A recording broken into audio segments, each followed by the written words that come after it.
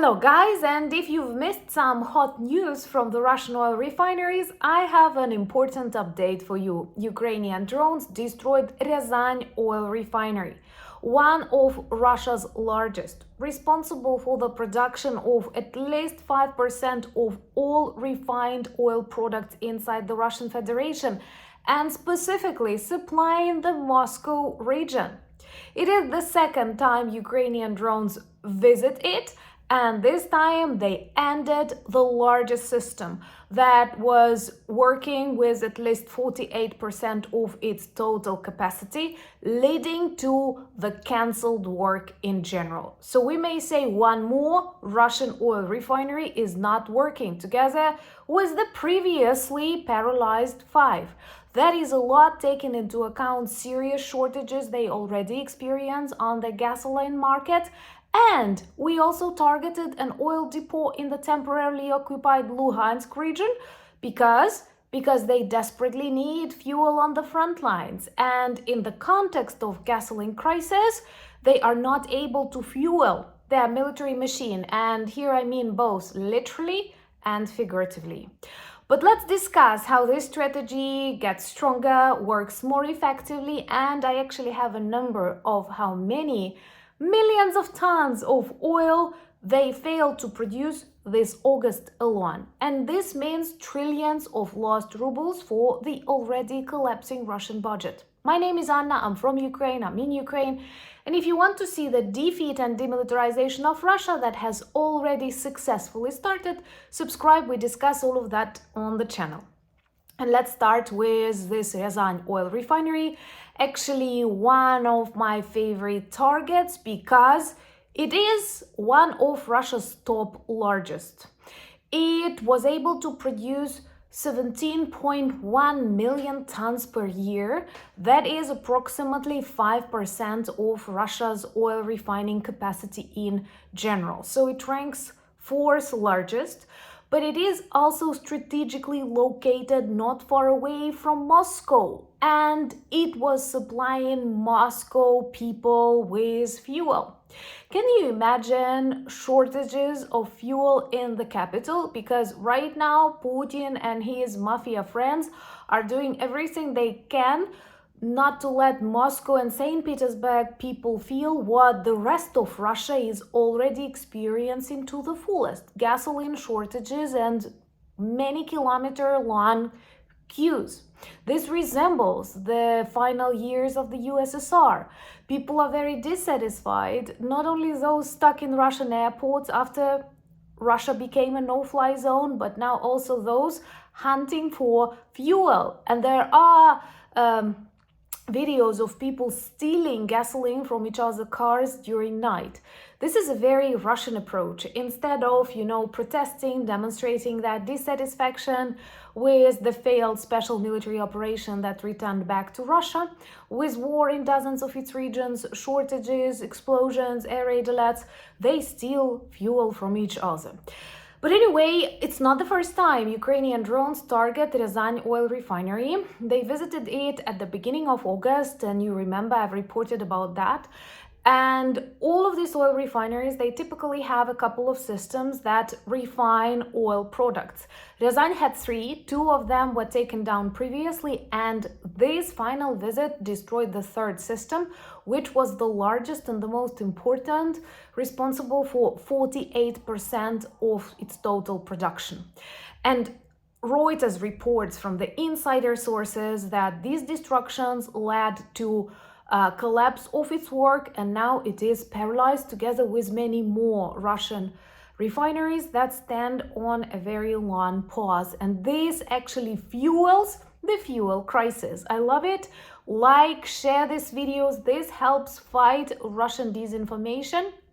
And please subscribe to demonstrate your solidarity with Ukraine. This helps a lot.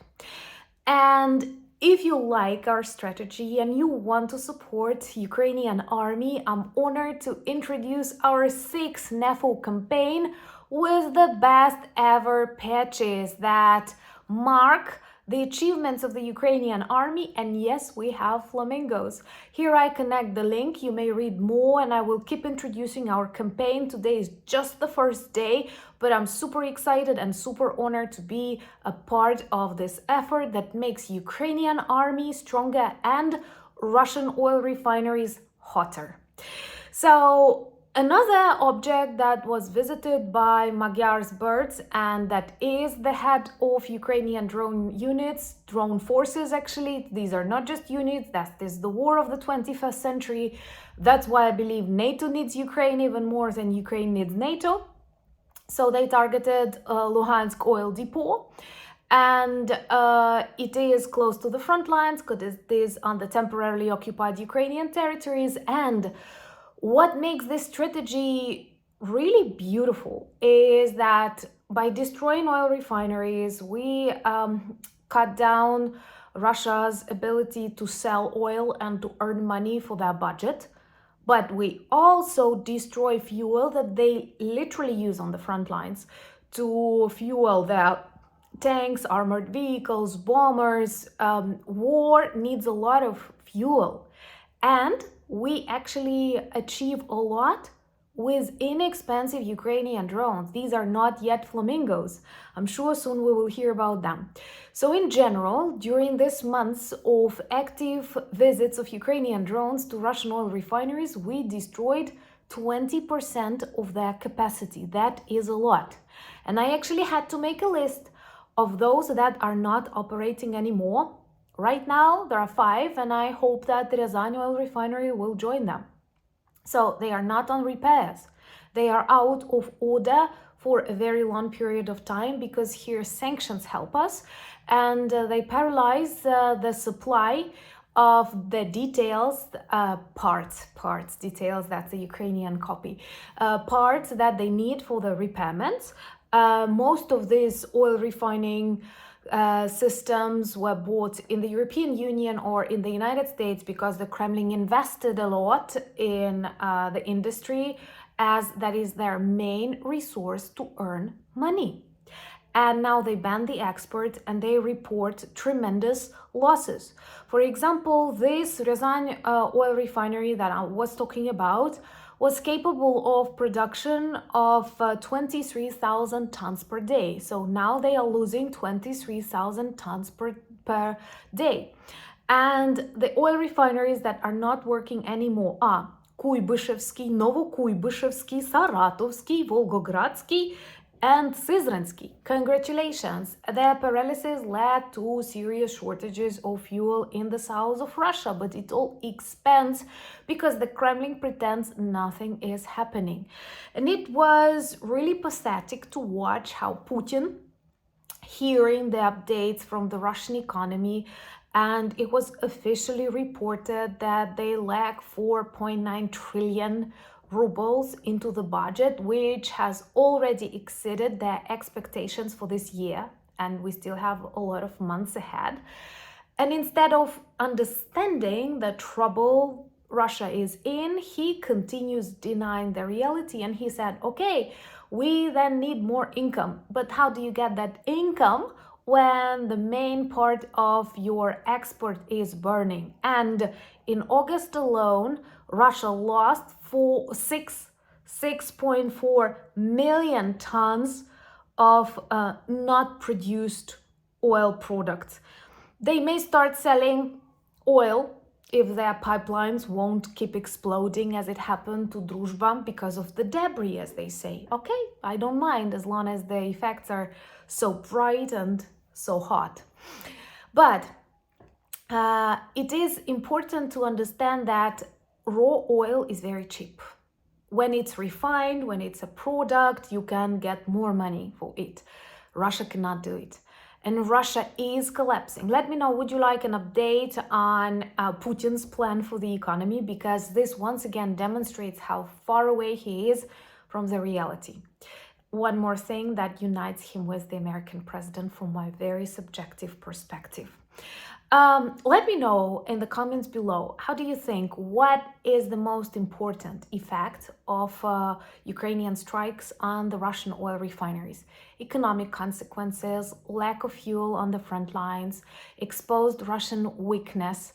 I don't know, the fact that China and European Union witness how vulnerable Russia is, or maybe some of your options and opinions.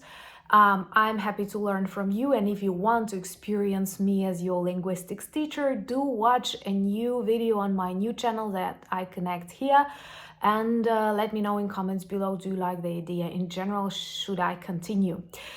And tomorrow, I hope we will meet for our Q&A session, 9 p.m. Kyiv time. Follow me on X, Instagram, Blue Sky, Discord, Threads, all the link in the description of this video, same as the link to our merch shop, where we have a lot of good products that work well as reminders and conversation starters about Ukraine. And I'm always grateful when you choose to be our ambassador in these beautiful hoodies, caps, t-shirts, and stickers and cups, whatever you choose. Thank you so much for buying me coffees, becoming my patrons and sponsors of the channel. Thank you for being friends of Ukraine, but most importantly, united we stand. Slava Ukraini!